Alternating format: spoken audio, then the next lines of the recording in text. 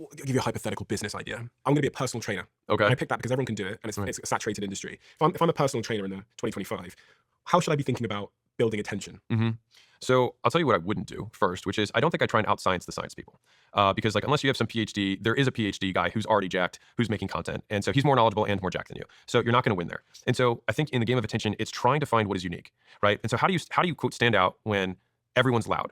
And this is going to sound trite, but your fingerprint is unique, literally from a biological perspective, but so is your life and your experiences. And so there's real alpha or benefit to be had above normal level of effort by leaning into you.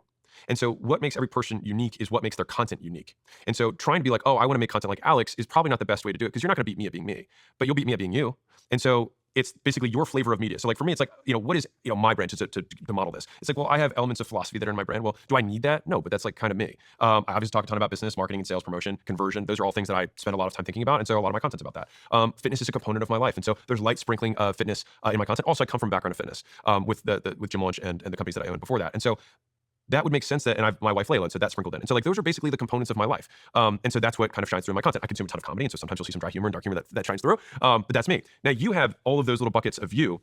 And not only are those buckets unique, but also the proportions of those buckets will be different. And so maybe your philosophy is way bigger, or maybe Fitness Bar is way bigger. But I think what makes the truly unique personal trainer fitness brand is leaning into people being interested in you for being you.